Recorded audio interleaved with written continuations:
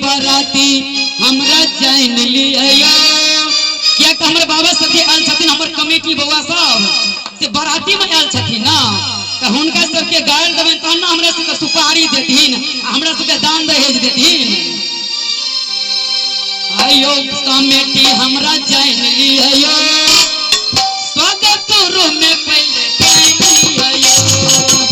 आयो कमेटी हमरा जान लिया स्वागत रूम में पहले पानी आयो ना बहिनाया जान लिया ना बहिनाया जान लिया स्वागत करतिया पानी आए स्वागत करती हमरा पानी आए।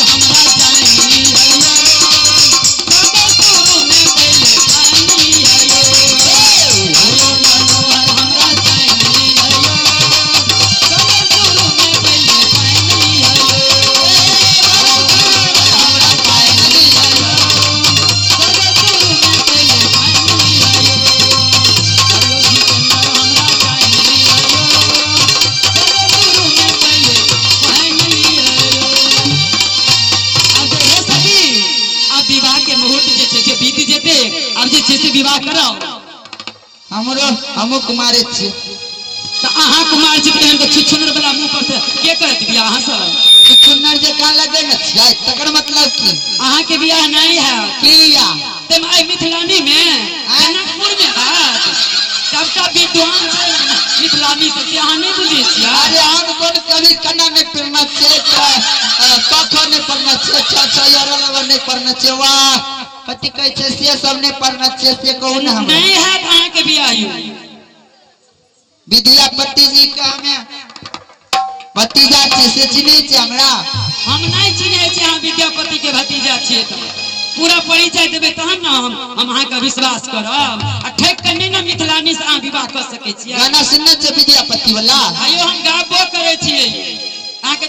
मिथिलानी से कोई चीज नहीं छूटल हमरा जगह गाना गावल है अहाँ का हां यो अहाँ से ज्यादा गाबै तो सुन लिया जेहने किशोरी मोरी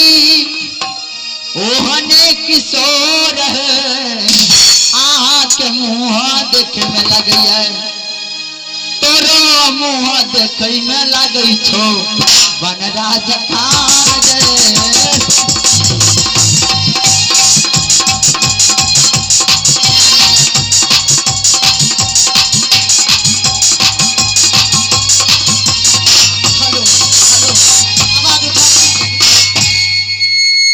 सुनो आप जे छै ने से विवाह कराओ आ